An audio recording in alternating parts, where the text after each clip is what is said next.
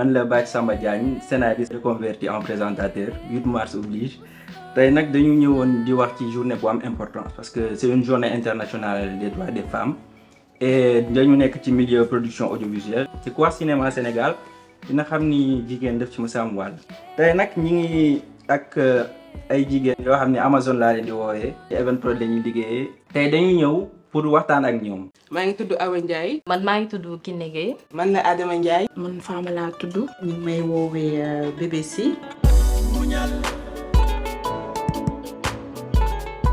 muñal waxtaan bi ci moom lañ koy doore bu ñu waxee muñal sama xel day dem ci Awa Ndiaye mën nga revenir un peu sur conception muñal. C'est une série qui parle des violences conjugales. Violence conjugale sur toutes ses formes. couple bu ci nekk ak réalité yi muy dund. ak problème yi muy dund. par exemple couple Aminata bi ak Cheikh bi nga xam ne Aminata elle a on peut dire le mari parfait. mais parce qu'elle a pas confiance en elle. elle trouve tout le temps le problème là où il y en a pas. L'exemple de Aïda Ndoye ak Malick Ndoye bëri na ay problème mais c'est plutôt violence bi ku góor ki moo koy dund. voilà 5 couples yoo xam ne 5 mariages bu ci nekk ak ay réalités am bu ci nekk ak ay problèmes am ci loolu la ñuy wax ci muñal. Aminata comme yaa ngi ci série muñal qu'est-ce que ça vous fait nga interpréter rôle Aminata. Aminata c'est tout à fait le contraire de BBC nekk na rôle bu ma neex parce que tey bëri na ay jigéen yu mel noonu. nekk seeni ay biir néegu sëy xel di am xel bu ñaaw ci seeni ay borom kër alors que ñu ngi nager bu baax a baax ci erreur. des fois ma dox ci mbedd mi sa nit ne ma Aminata ni nga dofee sa néegu jëkkër bi nga bàyyi xaw ma lan sa kii mais waxuñu tëddee dara damay xam ne waxuñu ak BBC mais Aminata la ñuy waxal. tey ñu bëri dañ ma jéppi ndax ni ma mel ci biir série bi. effectivement soo koy seetaan da nga koy jéppi parce que tu te dis que comment on peut avoir ce genre de comportement en ayant un mari presque parfait. Mais il faut savoir que aussi ñu bëri noonu lañ mel. am na ay jigéen ñoo xam ne on peut pas les satisfaire malheureusement. boo ci yokkee loolu sa belle famille. sonal la. te jëkkër ji il est acculé de partout. donc kooku moom moo am ko lu muñ. dañ naan jigéen gi la ñuy yëpp ne ko muñal waaye kii moom Cheikh mu war a muñ sonn na. Njabar nekk série bu particulière nag. Qu'est-ce qui est à l'origine de Njabar. pour wan ne nit ñi ne njabar baaxul en fait parce que bu ngeen xoolee série bi ni muy commencer ça commence par une mise en garde. Celui qui consulte un charlatan sur son avenir renie l'islam, selon le prophète Mohammed, paix et salut sur lui. Ne vous tournez point vers ceux qui évoquent les esprits, ni vers les devins, de peur de vous souiller avec eux. Je suis l'Éternel, votre Dieu. mise en garde boo xam ne si ñaari religion yi nga xam ne confession yi nga xam ne ñoo ëpp Sénégal si lañ ko tiré benn bi mooy la religion musulmane benn bi la religion chrétienne te ñaari religion yooyu yëpp day décrier njabar di pousser seeni fidèles à ce que ñu bàyyi loolu parce que loolu boo ko defee daanaka sa diine sax daf la xaw a gedd bien vrai que seen religion déconseillé na leen ko taxul ñu bàyyi ko en fait en dehors de cela à chaque fois si rajo yi si télé yi si journaux yi à chaque fois da ngay gis ay scandales yoo xam ne c'est lié à ça ak charlatanisme bi nit ñi ndaxee nit ñi. moo tax on a trouvé vraiment nécessaire de faire cette série là pour un éveil de conscience vraiment. éveil de conscience ñu leen di fàttali rek ne seen série Njabar ñi ngi koy reprendre le lundi 13 sur YouTube léegi xam naa ni dañuy xuus dem ci ado yi. série boobu muy Fake Life daaw ñu woon seetlu série boo xam ni dafay doon focus ci jeunes yi carrément. Fake Life li ko tax a jóg c'est pour montrer l'utilisation bi jeunes yi comme tu l'as si bien dit yi ñuy def ci réseaux sociaux yi. foofu li ñu bëgg wane mooy que le virtuel n'est pas toujours réel moo tax ngay gis par exemple benn doyen Keita il veut montrer que c'est une référence ba sax di tere ay doomam réseaux sociaux yi parce que xam na li ci nekk mais derrière il se fait passer pour fresh boy di jël ci xale yi. doomam devant tout le monde c'est la sainte Nitouche jàngi ñi bi alors que derrière aussi elle joue sa fake life si derrière les caméras et donc loolu en fait lañu mu gën wane la double vie que les gens mènent sur les réseaux ba pare wane conséquences qui mën a découler mais c'est pas que négatif am na côté positif loolu tamit dañ ko wane à travers l'entrepreneuriat le fait que visibilité bi internet mën na jox sa activité professionnelle mais surtout mettre l'accent sur le côté négatif et alerter encore une fois. Fake Life aussi am na benn particularité muy dafa regrouper ñu ñuy woowee influenceurs ñu bëri. Est-ce que tournage yi daawul metti parce que ñoo xam ni presque ñoom ñëpp mosuñu woon jouer ñu gis leen ñu jouer ci benn série comment ça s'est passé mutation boobu noonu. ñoom miin nañ caméra ba pare donc ça c'était loo xam ne day faciliter liggéey bi la. mais derrière aussi il y a l'équipe technique ñëpp nga xam ne dañuy jàpp ci combat bi ba pare ku nekk aussi mettre la main à la pâte. Evenprod ku ko wax dina xalaat benn série aussi muy Infidèles. Ñun en général quand on conçoit une série c'est la série même qui nous conditionne moo ñuy wax nan lañ koy traiter. boo gisee Infidèles ni ñu ko traiter on a voulu choquer pour éveiller en fait parce que ñun suñu xalaat mooy gis nga góom soo ko bëggee faj da nga koy xoos ba mu set. nettoyer ko. pour nga mën ko faj. y a des personnages qui sont positifs comme ay Rijal comme Diarra je peux citer Julie Adelaide. Etc.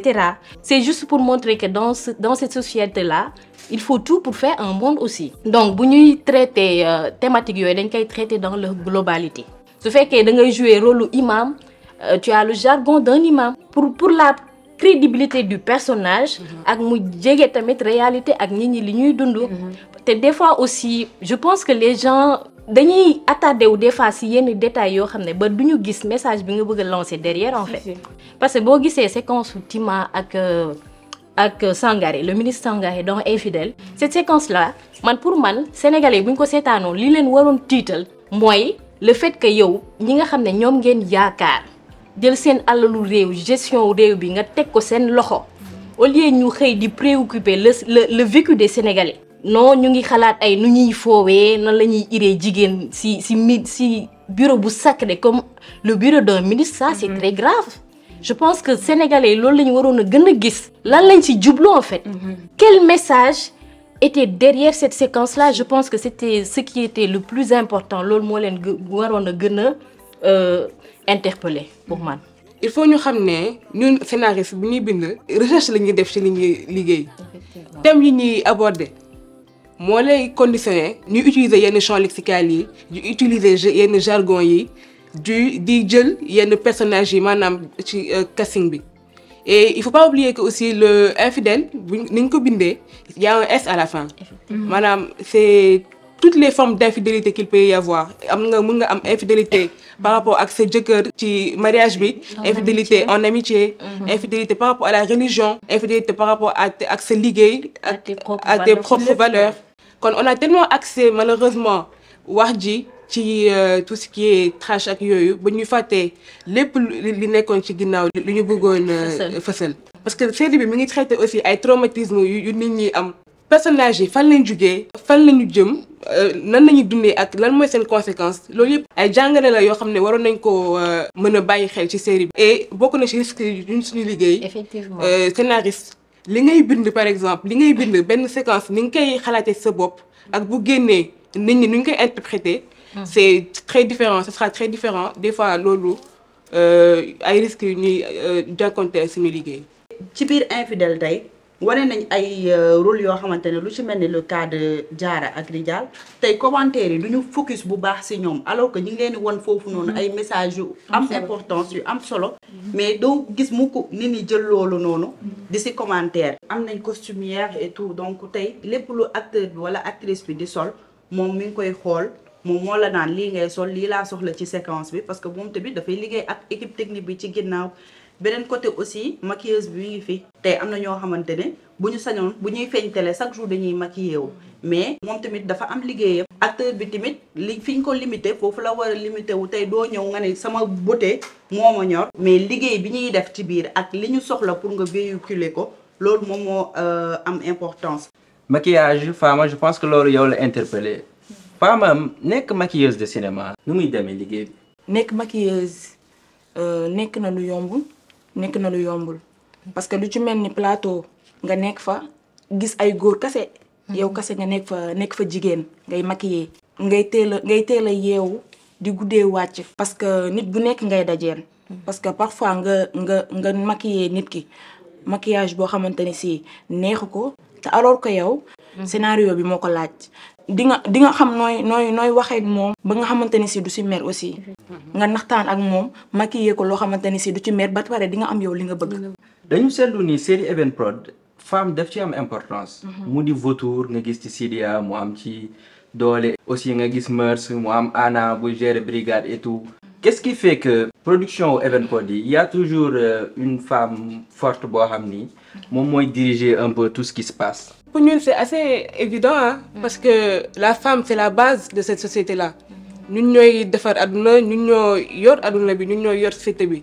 Donc c'est normal que nous les valoriser sur nos productions à Evenprod. Mais aussi, on montre plusieurs facettes de ces femmes-là.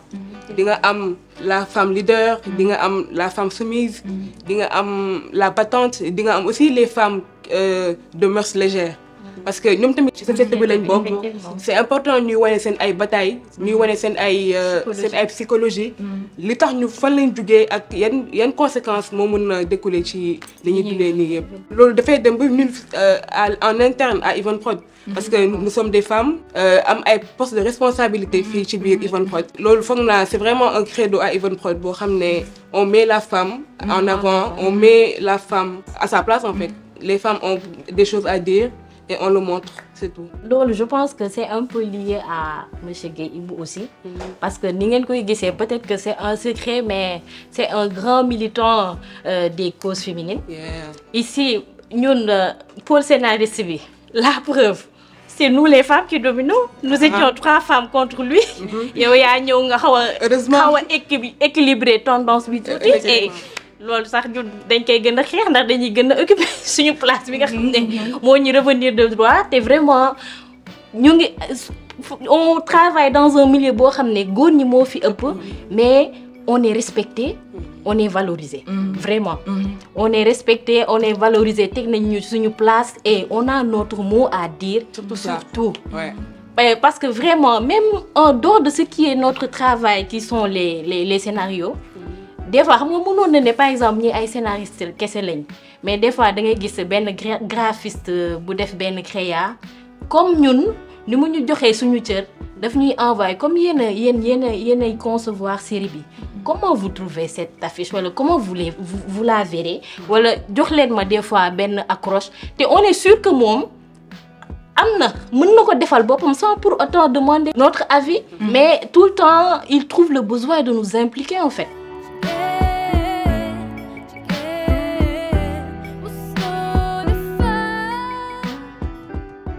Comme xam nañ pôle scénariste yi nu mu demee xam naa ne je vais sonner la révolte. Adama comment ça se fait ngay liggéey ci domaine boo xam ne góor ñi ñoo fa. Je peux dire que loolu challenge la parce que ça nous permet en fait wala ça nous pousse à aller au-delà de nos limites.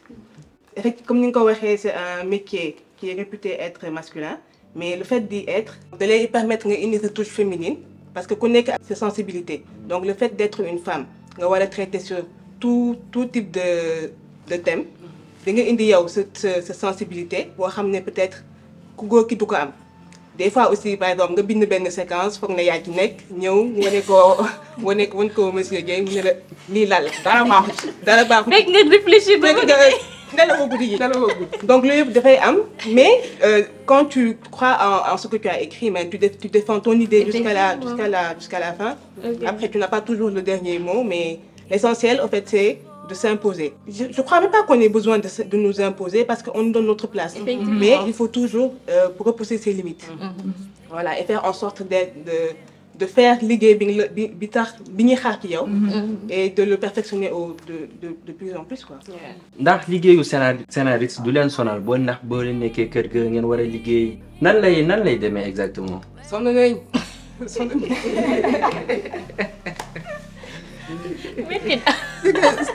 En fait, c'est un travail boo xam ne du jeex.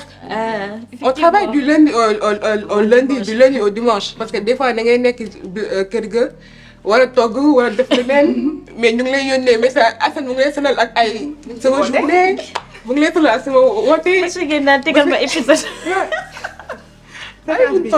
monsieur Gueye dina sonal ak ana séquence yi mais foog naa travail de réflexion ak travail créatif moo mel noonu du jeex liggéey boo xam ne amul àpp en fait.